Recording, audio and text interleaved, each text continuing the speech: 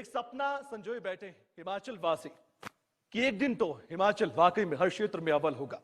क्या उस दिशा में हिमाचल प्रदेश आगे बढ़ रहा है? आज जिसे की हम बात करने जा रहे हैं, ये मंच काफी खास है और खास मेहमान है।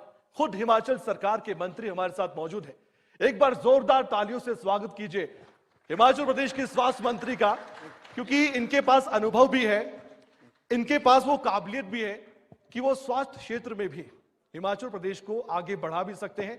और जो सपना लिए आगे बढ़ रहे हैं हिमाचल के बाकी मंत्री, उनमें से इनका एक बड़ा सपना है, क्योंकि सर हर हिमाचल वासी ये चाहता है कि वो स्वस्थ रहे, उसके परिवार का ख्याल सरकार रखे। और हिमाचल प्रदेश के मुख्यमंत्री सुखविंदर सिंह सुक्खू कह रहे थे कि हम तो ये भी चाहते हैं कि जो बेसहारा है उनके लिए भी सरकार ही माता हो, सरकार ही पिता हो। लेकिन जो महकमा आपके पास है ये बहुत महत्वपूर्ण है। मैं बहुत आम सवाल करूंगा उन आम लोगों के जो ये चाहते हैं अपने मंत्री से कि वो हमारे बारे में सोचे। जो समाज में अंतिम पंक्ति में एक व्यक्ति खड़ा है, उससे लेकर और जो मिडिल क्लास फैमिली तक है, जिनके खर्चे ज्यादा होते हैं, आमदनी कम होती है, जो कि आजकल सरकार के साथ भी चल रहा है, उसको लेकर क्या सोच रही है सरकार, क्या सोच रहे हैं आप? इस पे बहुत धन्यवाद कि आपने इतना शुभ अवसर दिया। हम दीप प्रज्वलन के बाद आपका लोकतंत्र के चौथे आधार जो मीडिया काम कर रहा है, वो हम सब लोगों के काम से कम किसी भी प्रकार नहीं आंका जा सकता। आप भी वही निर्वहन कर रहे हैं जो लगभग हम लोगों को हमारे चुनने वालों ने, उन्होंने जिन्होंने हमें यहाँ पे भेजा दिया है। और मुझे बड़ी खुशी है कि आपने स्वास्थ्य विभाग के बारे में पूछा है। आपने स्वयं ही कहा कि हमारे जो मुख्यमंत्री है वो सचमुच कल्याण के किसी भी काम की तरफ उन्होंने अपना पद तब संभाला जब वो पहले टूटीगंडी के आश्रम में गए। ये एक कितना सुंदर विचार था और कितना अच्छा लगा पब्लिक को भी और सब लोगों को जिन्होंने हमें चुनकर यहाँ भेजा है। और हम सब लोगों को जो उनके सहयोगी हैं, उन्होंने तभी अपना आसन ग्रहण किया जब वो पहले उन लोगों से पता कर चुके जो बच्चे जिनका कोई सहारा नहीं, जिनके ना है माता है ना पिता, उनके लिए उन्होंने सोचा। और एक बहुत अच्छी सोच के साथ मैं समझता हूँ हम लोगों ने जो ये कोष बनाया है, सुखाश्रय कोष, ये इसमें सभी लोगों ने सब अनुदान दिया है, विधायकों ने भी दिया, आम जनता भी दे रही है और बहुत से लोग आगे आ रहे हैं।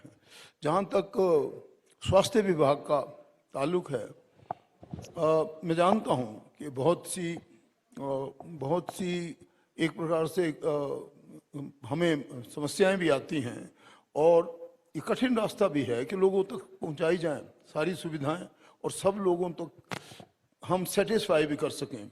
मैंने अपना पद ग्रहण करने के तकरीबन 2 दिन बाद ही अपने union minister for health Shri Mandaviya ji से बात की और यहाँ के बारे में, यहाँ अपने परिप्रेक्ष्य के बारे में, यहाँ की टेरेन के बारे में, यहाँ की जलवायु के बारे में, यहाँ की परिस्थितियों के बारे में उन्हें अवगत कराया। उन्हें ये बताना चाहता था मैं कि हमारे पास ये अपहिल टास्क है on which we have embarked, and फिर भी जब आपका हमें सहारा रहेगा, आपका हमें सॉर्ट ऑफ सपोर्ट रहेगा, तो हम अपने हिमाचल में एक अच्छी दिशा में आगे बढ़ सकते हैं। सबसे बड़ी बात मैंने ये कही उनको, हमारे दूरदर्शी जो दूरवर्ती कराते हैं, फार फ्लंग एरियाज, उन लोगों तक कैसे हम सुविधाएं पहुंचाएं और उनको किस प्रकार से उनकी स्वास्थ्य की जो संरचना है इसको सुदृढ़ बनाएं, ताकि जो हमारे मेन टाउन जैसे शिमला, पालमपुर और दूसरी मेन जगहें जहाँ पे भी सिविल हॉस्पिटल हैं या बड़े अस्पताल हैं जैसे IGMC, मेडिकल कॉलेज टांडा या नियर चौक, उन पे प्रेशर कम हो। और उन्होंने इस बात को मुझे एक प्रकार से आश्वस्त भी किया और उनका जवाब भी आया है। दूसरी बात मैंने उनसे कही थी कि हम लोगों को कुछ एक इस प्रकार की व्हीकल चाहिए जो फिटेड विद ऑल फैसिलिटीज हो, हार्ट की, सर्जरी की, हर प्रकार उसमें ऑक्सीजन भी हो। तो अगर हमें आधी दर्द भी मिल जाती है तो हम इन क्षेत्रों को, जो दूरवर्ती क्षेत्र हैं, फार फ्लंग एरियाज हैं, इनमें उनको ऑपरेट कराएं और हमारा इन बड़े हॉस्पिटल पे वजन कम हो। बाकी बहुत सी और बातें जो हमें अपने हिमाचल के बारे में सोचनी है और लोगों के खासकर स्वास्थ्य संबंधी चीज़ों के बारे में सोचनी है, वो ये है कि अभी भी हमारा मैं समझता हूँ कोविड से पीछा नहीं छूटा है। समहाउ कोविड को किसी न किसी रूप में हमें इसके बारे में भी चिंता करनी है। आज भी शायद एक ऑनलाइन कॉन्फ्रेंस जिसमें हमारे सचिव भाग लेंगे और हम सतर्क रहेंगे ताकि हम पकड़े ना जाएं। हमारे लोगों के अंदर ये चेतना रहे कि हम किसी वक्त भी अपने स्वास्थ्य के विषय में अपनी बेपरवाही ना बरतें। मैनिफेस्टो जो बनाया गया था, सबसे बड़ी भूमिका तो आपकी रही थी। उस दौरान जब आपने स्वास्थ्य महकमे के बारे में सोचा कि अगर सरकार बनती है तो किस तरह से लोगों का भला हो सकता है, मैनिफेस्टो में वो बातें भी रखी गई होंगी। वो जो बातें थी वो किस तरह से आपने सोची और उनको इंप्लीमेंट करने का तरीका क्या रहेगा आने वाले वक्त में, क्योंकि हिमाचल को राइज करना है, स्वस्थ रहेगा हिमाचल तभी तो आगे बढ़ पाएगा। और इससे जुड़ा हुआ एक और क्वेश्चन सर जो बहुत महत्वपूर्ण है, जो दुर्गम क्षेत्र है हिमाचल प्रदेश में, दूर दराज के पहाड़ी इलाके जहां पर कई बार जाना भी कठिन होता है, वहां तक वो सुविधाएं पहुंचाना कितनी बड़ी चुनौती आज के युग में, आज के दिन आप मानते हैं? बहुत बड़ी चुनौती है, नो डाउट। अधोसंरचना की भी कमी है। बहुत से जगहों पर अभी भी हम एक प्रकार से इस प्रकार की सुविधा नहीं पैदा कर सके कि कोई भी गाड़ी वहां तक पहुंच जाए। तो हमने ये भी सोचा है कि ऐसे क्षेत्रों में हम उन पहाड़ियों को तराशें। तो बहुत पहले जब मैं मेंबर पार्लियामेंट था तो मुझे याद है कि हमारे जो उस वक्त के मंत्रीगण थे उनसे बातें बहुत बार हुआ करती थी इसके बारे में भी, और इसके साथ जुड़ी और समस्याएं जैसे हमारे पर्यटन है, पर्यटन को हम कैसे आगे ले जा सकते हैं। तो स्वास्थ्य और पर्यटन लगभग इकट्ठे ही चलेंगे कि अगर हम उन जगहों में हेली एम्बुलेंस या heli sort of taxi service शुरू करते हैं जिससे पर्यटन भी हमारा पकड़ लेगा और वहाँ से स्वास्थ्य की जो हमारी अधोसंरचना उसमें भी विस्तार होगा, सुदृढ़ता आएगी। और मेरा मानना है कि वो अभी तक भी बहुत से लोग एयर एम्बुलेंस जैसे कह लीजिए वो उनके मन में है। तो मैं इसे पर्यटन से इसलिए जोड़ता हूँ कि ऐसे क्षेत्रों में अगर हम स्वास्थ्य सुविधाएं भी करेंगे और पर्यटन को भी आगे ले जाएंगे तो हमारे बेरोजगार युवकों को काम भी मिलेगा और हमारी स्वास्थ्य की जो अधोसंरचना है जिसमें हम चाहते हैं कि भी कोई ऐसा पेशेंट हो जिसको इमीडिएट रिक्वायरमेंट हो एयर इवैक्यूएशन की, उसके लिए उन जगहों में हेलीकॉप्टर सर्विसेज का भी की सुविधा मिले। फॉर एग्जांपल मैं कहूँगा जो हमारा सोलन में एक मेरा ड्रीम प्रोजेक्ट है, एक मल्टी फैसिलिटी हॉस्पिटल बन रहा है जिसे मैं लगभग महीने में एक बार जरूर देखता हूँ। अभी लगभग 1/4 इसका काम हुआ है और मैंने सोचा कि अगले 2 वर्षों में हम इसको लोगों को देंगे। उसमें भी मैंने यही कहा है कि इसके छत पे हमेशा जैसे हमारे आर्म फोर्स में होता है, कमांड हॉस्पिटल में हमेशा एयर इवैक्यूएशन की सुविधा होती है। तो ऐसे हॉस्पिटल जो हमारे मल्टी फैसिलिटी हों उन पे भी एयर इवैक्यूएशन की सुविधा हो और वो सुविधा धीरे धीरे हम तो मैं समझता हूँ सब विधानसभा क्षेत्रों को पहुंचाएंगे। ऐसा भी एक विचार है ताकि हमारी इवैक्यूएशन करने में किसी पेशेंट को देरी ना हो, because so many people require immediate evacuation. इस करके मैं समझता हूँ कि ये भी हम इसको ऐसा विस्तार करना चाहते हैं।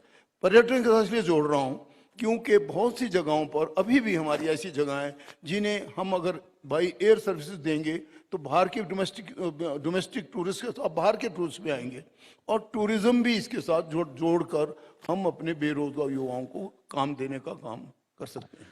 इंफ्रास्ट्रक्चर मौजूद है ऐसा हमारे पास, डॉक्टर्स मौजूद हैं उतनी संख्या में, क्या स्टाफ मौजूद है उतनी संख्या में? आज हिमाचल प्रदेश में जो रहने वाला व्यक्ति है क्या वो अस्पताल में जाता है, उस तरह की सुविधाएं उन्हें मुहैया हो पा रही है? बहुत सकारात्मक तरीके से मैं आपसे पूछना चाहता हूं क्योंकि आपने अभी समीक्षा तो कर ली होगी। 100 दिन अभी कम है, अभी 100 दिन आपकी सरकार को पूरे हुए हैं। जब प्रेस कॉन्फ्रेंस की जा रही थी उस दौरान भी कई पॉइंट्स मुख्यमंत्री ने रखे, स्वास्थ्य महकमे में कभी बड़ा पॉइंट था, उनकी प्राथमिकता में से एक था। तो आपने अभी तक जो समीक्षा की है उसमें आपने क्या पाया कि अब आगे क्या करना है, जो कमियां हैं उसको दुरुस्त कैसे किया जाएगा, इसमें कितना समय लग सकता है? हाँ, आपने बहुत बड़ा महत्वपूर्ण प्रश्न पूछा है। इनफैक्ट अगर आपने देखा हमारे जो ओजस्वी युवा मुख्यमंत्री हैं उनका नारा भी यही है कि हम सत्ता के लिए नहीं आए, हम व्यवस्था परिवर्तन के लिए आए हैं। ना व्यवस्था परिवर्तन तभी होगी जब हमारा सचमुच में ठीक कहा आपने स्टाफ पूरा होगा। हर विभाग में हम लोग उन सब चीज़ों को जो पटरी पर नहीं है, इस वक्त हमारे पास स्टाफ की बहुत कमी है, हमारे पैरामेडिक्स की कमी है। अभी हमने एक पेपर बनाया जो अगले बाद 1 महीने में हम ज़मीन पर उतारना चाहते हैं कि कम से कम 700 हम नर्सिंग स्टाफ को रिक्रूट करना चाहते हैं और इस प्रक्रिया को हम पैरामेडिक्स और ख़ासतौर जो विशेषज्ञ हमारे gynaecologist, neurologist, surgeon, medical specialist वगैरह वगैरह को पूरा करना चाहते हैं।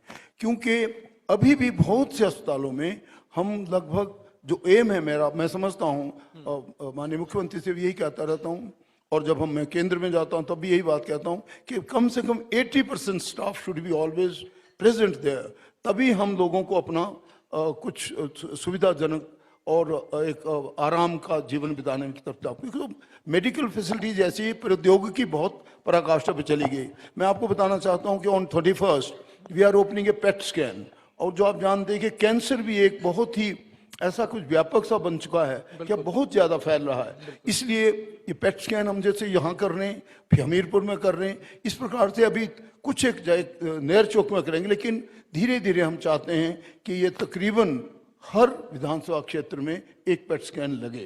ये हमारा ये भी एक की रिजल्ट एरिया है कि जिसमें हम कैंसर की रोकथाम के लिए बड़ा जरूरी स्टेप उठा रहे हैं। चमियाना में आपने देख लिया हमारा मल्टी फैसिलिटी तकरीबन पूरा होने वाला है, आजकल हम स्टाफ को इंडक्ट कर रहे हैं। बिल्कुल इसी प्रकार से आप देखेंगे हमारा ओपीडी ब्लॉक हुआ है, जो बहुत बड़ी उपलब्धि मैं समझता हूँ। हर एक तल पे एक सुविधा है और लोगों को ज़्यादा झांकना नहीं पड़ेगा, वहीं पे रजिस्टर हो जाएगा। अगर उनके पास पहले नहीं रजिस्ट्रेशन, वहीं भी हो सकता है। ऑनलाइन रजिस्ट्रेशन की भी हमने सुविधा दी है, और इसको प्रौद्योगिकी का और फायदा उठाने के लिए दूर के क्षेत्रों में भी ये सुविधा मिले लोगों को कि ऑनलाइन अपनी समस्या को हमारे से डिस्कस करते हैं। इस ओर हम बढ़ रहे हैं। तकनीक का सहारा कैसे लिया जा रहा है? कई राज्यों में हमने देखा भी है कि जैसा कि यहाँ पर मैंने सवाल पूछा, दुर्गम क्षेत्र है जहाँ पर जाना मुश्किल हो जाता है, कठिनाई होती है, लोगों तक कई बार स्वास्थ्य सुविधाएं नहीं पहुंच पाती है, और उसके बाद कई बार देखा जाता है कि लोगों की जान पर भी बनाती है। तकनीक का सहारा लेकर ऐसा हो सकता है कि जो डॉक्टर दूर बैठा हो वो तकनीक के सहारे लोगों की मदद कर सके। ऐसा कोई आपने विजन बनाया है कि हर जगह डॉक्टर को इस तरह से पहुंचाया जा सकता है, या फिर और भी कोई एग्जांपल अगर आप दे सकते हैं कि तकनीक का सहारा लेकर आप कैसे स्वास्थ्य सुविधाओं को मुकम्मल कर सकते हैं? बहुत ही महत्वपूर्ण और उपयोगी खासकर जनता के लिए प्रश्न है ये। 108 की सुविधा भी लगभग उसी एम के साथ आरंभ की गई कि अगर उनके पास कोई ऐसी प्रॉब्लम आ जाए तो वो विशेषज्ञ से वो ऑन द स्पॉट बात कर सकते हैं, और इसके लिए चिन्हित विशेषज्ञ हैं। कोई हार्ट की बात हो या कोई सर्जन से पूछना हो या किसी प्रकार से और कोई किसी प्रकार की उसको कॉम्प्लिकेशन दिखे, तो उनको हमारे जो एक स्पेशलिस्ट हैं वो अवेलेबल रहते हैं। हम उसी तरफ बढ़ रहे हैं।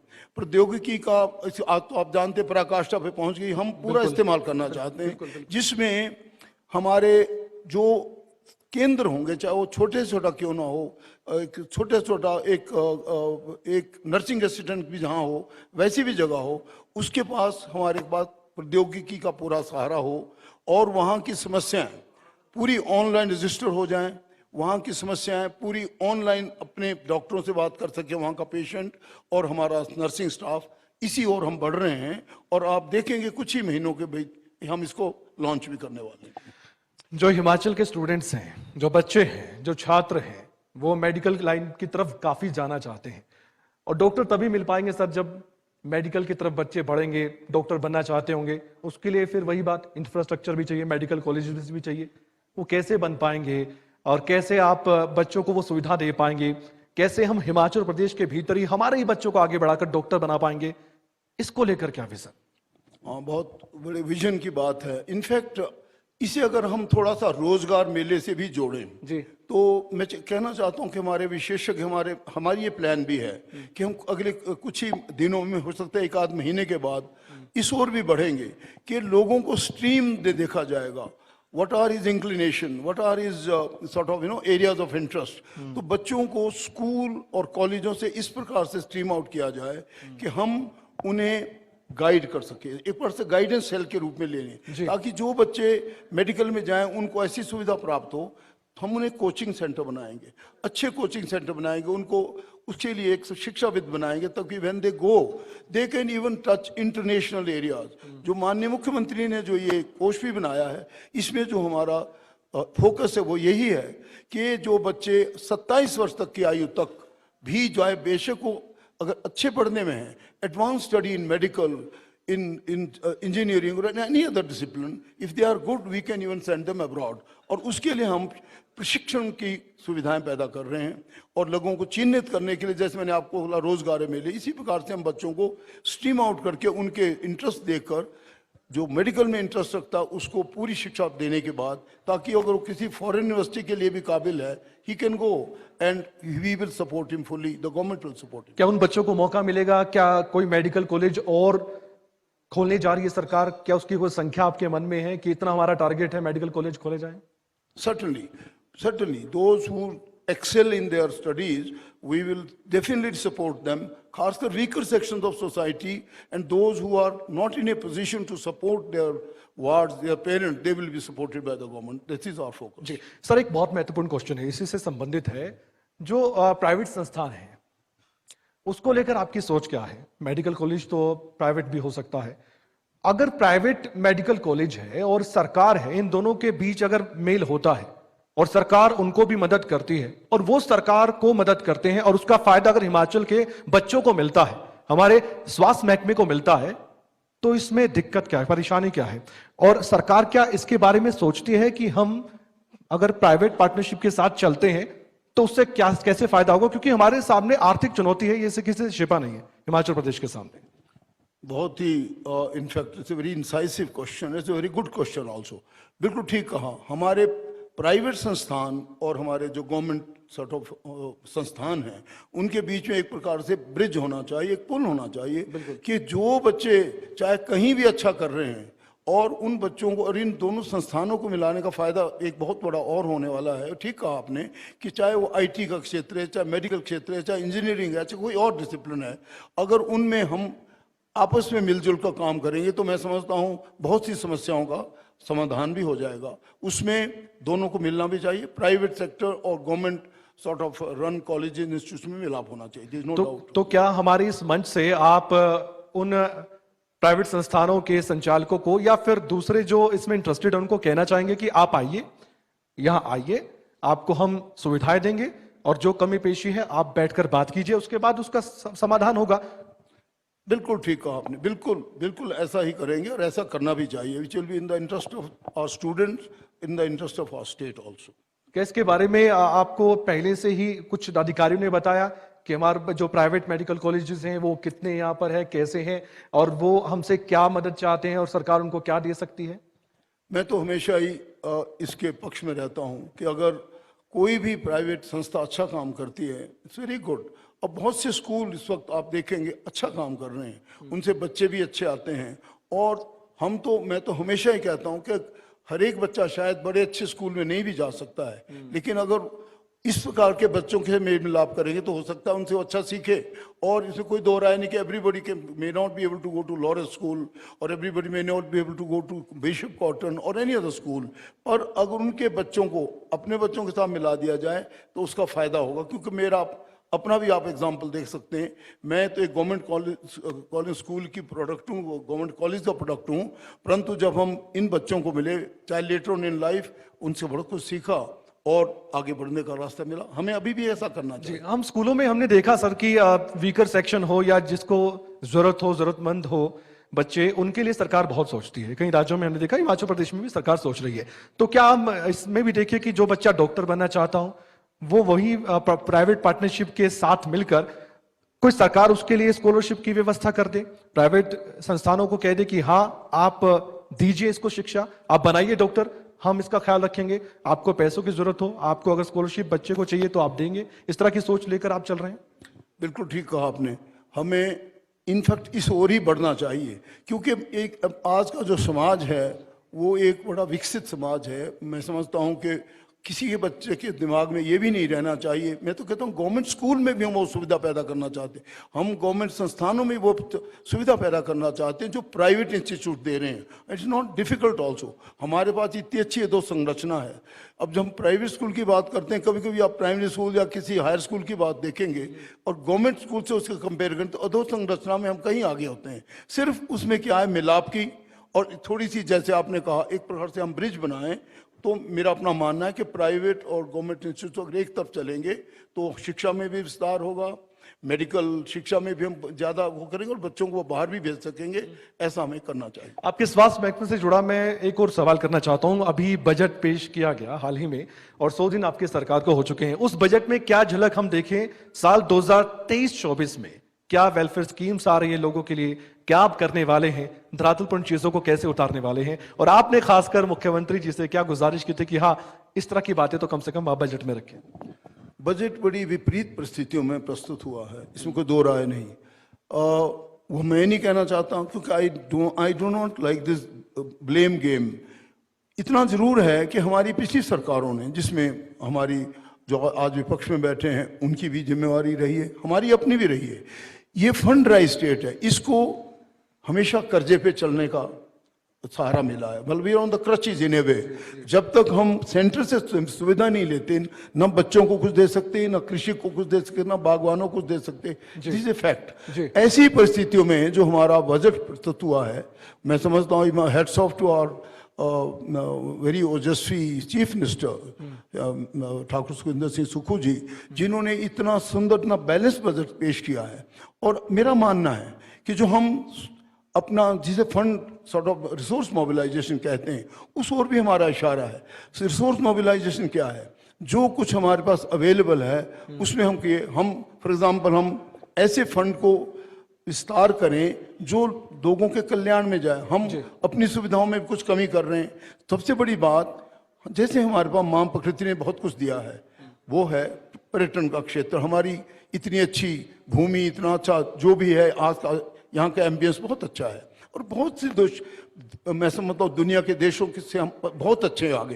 तो हम उसको विस्तार की तरफ ले जाना चाहते हैं। हमारा और हमारे मुख्यमंत्री का यही विचार है कि पर्यटन को हम एक इंडस्ट्री के ऊपर ले जाएं, पर्यटन को हम इतना अच्छा बनाएं कि हमारे बच्चे उसमें से ही अपने रोजगार पैदा करें। हम रोजगार के लिए तलाश करते हैं, वही रोजगार देने योग्य बने, और हम कर सकते हैं। मैं ये एग्जाम्पल देता हूँ स्कॉटलैंड का, where I saw it myself, कि वहाँ का जो हमारे विलियम वर्ड्सवर्थ ने लिखी थी डैफोडिल्स करके, उसी को लोगों ने थोड़ा थोड़ा बनाया है, प्लेटें बनाई है छोटी छोटी बड़ी लाइक दैट, और उसी में से हमारे यंग लोगों को एक रोजगार मिला। हमारे पास तो देव संस्कृति है, कल्चरल रजिस्टर टूरिज्म है, इतनी अच्छी भूमि है, देव भूमि है। तो यहाँ तो बहुत कुछ इसका फायदा उठाकर यहाँ का मनोरंजन, यहाँ का व्यंजन, बहुत कुछ किया जा सकता है। इसलिए हम रिसोर्स मोबिलाइजेशन तक बढ़ रहे हैं और बच्चों को अपने आप अच्छे रोजगार के साधन पैदा करेंगे। आपने रोजगार का विषय बार बार अपनी बातों में उठाया, जबकि मैं स्वास्थ्य महकमे के बारे में पूछ रहा था। रोजगार पर मैं जरूर आऊंगा क्योंकि वो बहुत महत्वपूर्ण विषय है। लेकिन अंतिम सवाल स्वास्थ्य महकमे से जुड़ा हुआ, टीबी मुक्त हिमाचल कब तक हो सकता है? मैं आंकड़ा पढ़ रहा था एक सर, तकरीबन 14,000 अभी भी टीबी के मरीज है। केंद्र सरकार भी कोशिश कर रही है। कोई टारगेट है 2025-26 कब तक टीबी मुक्त हिमाचल प्रदेश भी हो सकता है? बहुत ही जुड़ा हुआ मामला है हमारे युवाओं से, हमारे भविष्य से, हमारी अपनी यहाँ की, मैं समझता हूँ एग्जिस्टेंस से कहूँगा, क्योंकि रोजगार की ही कमी से व्याप्त हुए और त्रसित हुए हमारे बच्चे मेरे पास बहुत आते हैं। और मेरा एक मेरा अपना विषय भी और मेरा जिम्मेवारी भी है। तो रोजगार को तो हमें निराश नहीं होना चाहिए। रोजगार हम पैदा कर सकते हैं। हम एग्रीकल्चर से, हम हॉर्टिकल्चर से, हम यहाँ के टूरिज्म से, यहाँ की धन संपदा है कि जल संपदा से, जल जंगल जमीन से पैदा कर सकते हैं। हमें सिर्फ हमारी सोच उस तरफ होनी चाहिए। ये कहना तो बहुत मुश्किल होगा हम कितनी तारीख या कितनी सदी में कब होंगे, परंतु इतना मेरा मानना है कि इस तरफ हम बढ़ चुके हैं और धीरे धीरे हम रोजगार के साधन पैदा करेंगे, सृजन करेंगे। और मुझे पूर्ण आशा है कि अगले आने वाले जो बजट आप देखेंगे उनमें हर बार आपको सुधार ही मिलेगा। हम रोजगार की तरफ मेन फोकस करते हुए हिमाचल को एक अच्छा प्रदेश बनाना चाहते हैं। लेकिन अब रोजगार की आपने बात की है, ठीक है, टीबी मुक्ति में बात कर रहा था उससे पहले, अब मैं रोजगार का ही विषय चुन लेता हूं। 2023-24 में बहुत से रोजगार देने का वायदा कर दिया गया है। इसे पूरा कैसे किया जाएगा? किस तरीके से पारदर्शिता के साथ नौकरी दी जाएगी? ये मुद्दा बहुत बड़ा रहा है। चुनाव से पहले हमने देखा है कि कांग्रेस पार्टी ने इस मुद्दे को बहुत भुनाया, लेकिन अब आप सत्ता में, जिम्मेदारी आपके कंधों पर है। तो जो लाखों रोजगार देने का वायदा है, क्या इसकी बानगी साल 2023-24 में देखने को मिलेगी? दुनिया में बहुत कम देश हैं जहां पे डेफिसिट फाइनेंसिंग नहीं होती। ऐसे भी हैं कुछ, आज भी हैं, परंतु ठीक कहा आपने, हमें जितना डेफिसिट हमारा है, जो हमारा घाटा है, उसको भी पूरा करना है और रोजगार भी पैदा करने हैं। जहां तक आपने कैच वर्ड बोला, पारदर्शिता, यस, पारदर्शिता का होना बहुत जरूरी है। बहुत से पास में आपने देखे कि इस प्रकार का भी हमें निराशापूर्ण या दुखद समाचार मिले जिसमें हमारे रोजगार से संबंधित बहुत से घोटाले हुए। हमें एक अच्छा पारदर्शी सिस्टम भी पैदा करना है, जिसमें बच्चों के क्षमता के अनुसार, उनकी योग्यता के अनुसार हम उनको ठीक प्रकार से उनके टेस्ट ले सकें और उनको आगे बढ़ने के साधन भी पैदा कर सकें। और एक सचमुच में पारदर्शी ही सरकार का होना बहुत आवश्यक है। वो तंत्र भी पैदा करना होगा जिसमें हम पारदर्शिता को आगे लेकर बच्चों के लिए एक ऐसी स्थिति निर्मित करें जिसमें वो उन्हें कभी कोई शक ना हो कि जो भी टेस्ट मैंने दिया है मुझे उसका ठीक रिजल्ट मिलेगा, and I will get that itself is a very big thing.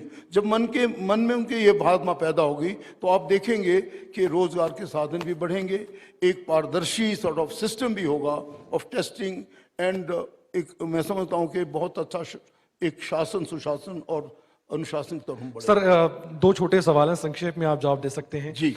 रोजगार देने की बात हुई है।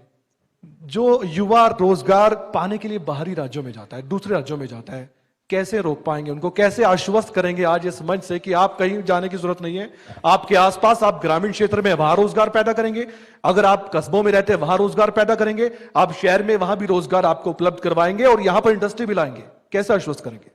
इनफैक्ट मैं पिछले दिनों इन क्षेत्रों में जो नीचे के क्षेत्र हैं, बद्दी, नालागढ़, आम्बौर, इस तरफ का दूसरा क्षेत्र जो हमारे प्लेन एरियाज है, जहाँ पर इंडस्ट्री है, जहाँ पे उत्पादन चला, आप जानते हैं फार्मा इंडस्ट्रीज हैं बहुत से। हम अगले लगभग 3 हफ्ते के बाद ठीक है रोजगार मेले का 2-3 स्थानों पर आयोजन करेंगे और उसमें लोगों की क्षमता के अनुसार हम जो वहाँ के उद्योगपति हैं और जो भी उनके sort of those who are operators, उनको भी इस मेजे में बुलाएंगे। बच्चों की क्षमता के अनुसार वहीं पे उनके आवेदन पत्र लिए जाएंगे। कुछ तो देखा, कुछ पिछले सालों में मैंने किया, जब मैं पहले मैं मिनिस्टर था 2-3 बार किया था, बहुत लोगों को तो ऑलमोस्ट 40% लोगों को तो वहीं भी मिल जाते हैं। हम इस प्रकार से लोगों को बच्चों को खासकर देना चाहते हैं साधन, क्योंकि हमारे क्षेत्र में भी हैं लोग आए हुए, वो इतनी काम कर सकते हैं जो उनको इमीडिएट रिलीफ मिलेगा। और बाकी आने वाले समय को इसको और भी अच्छे तरीके से बनाया जाएगा जिसमें बच्चों की क्षमता, उनकी योग्यता को जांचा जाए और लोग जो हमारे पास उद्योगपति है वो उनको देखें और अपने बाहर रख सकें। सामाजिक सुरक्षा की गारंटी कैसे देंगे? अंतिम सवाल मेरा। देखिए, ये गारंटी शब्द बार बार बोला जाता है, ये जो हमारी तो 10 गारंटी की आप बात कर रहे हैं, शायद बिल्कुल ठीक, बड़ा सुंदर प्रश्न है आपका। हमने ये गारंटी बड़े, मैं कहता हूँ, अनुसंधान के बाद की है, बहुत रिसर्च बेस्ड डॉक्यूमेंट। बिकॉज मैं लिखने वाला भी खुद ही था, मेरे साथ 4 और विधायक महोदय थे और बड़े अच्छे अच्छे सीनियर लीडर्स ने भी गाइड किया हमको। No doubt, I am grateful to each one of them. ये गारंटी बड़े सोच समझ के दी गई है और सारी की सारी गारंटी आप देखेंगे पटरी पर उतरती जा रही है। 1 या 2 तो उतर रही है, 2-3 और तो जाएगी, और जब तक साल खत्म होगा तो आप देखें हम तकरीबन आधी गारंटी की तरफ हम बढ़ चुके होंगे और अगले बजट तक आप देखेंगे कि हम काफी पटरी पर लाएंगे। गारंटी सब दी जाएगी, जो कांग्रेस पार्टी कहती है वो करती है, ऐसा मेरा मानना। आपकी मुस्कान भी बनी रहे और ये मुस्कान हिमाचल वासियों के चेहरे पर भी बनी रहे, हमारी यही उम्मीद है और यही आस है आपसे भी, और हिमाचल के लोगों को ज्यादा आपसे उम्मीद है।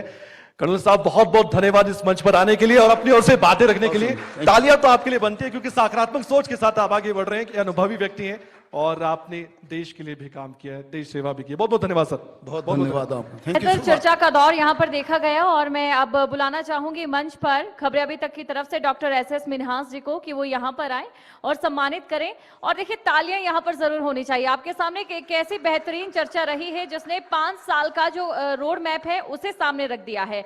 किस तरीके से हिमाचल प्रदेश में स्वास्थ्य के क्षेत्र में विकास होगा, इसको लेकर जो है मंत्री जी ने यहाँ पर तमाम जानकारी दी है, प्लानिंग बताई है और जाहिर तौर पर प्लानिंग के हिसाब से अगले 5 सालों में हिमाचल प्रदेश में स्वास्थ्य के क्षेत्र में लगता है कि तस्वीर पूरी तरह से बदली हुई भी जरूर नजर आएगी। तो एक सार्थक चर्चा का दौर यहां पर देखा गया। अब कुल मिलाकर बात अगर करें, इस समय हिमाचल प्रदेश में आपने देखा कि वैसे तो बहुत सी चीजों की दरकार है, लेकिन ये छोटे छोटे कदम हैं जिनकी वजह से मानो हिमाचल प्रदेश जितना खूबसूरत है वो और भी ज्यादा खूबसूरत हो जाएगा।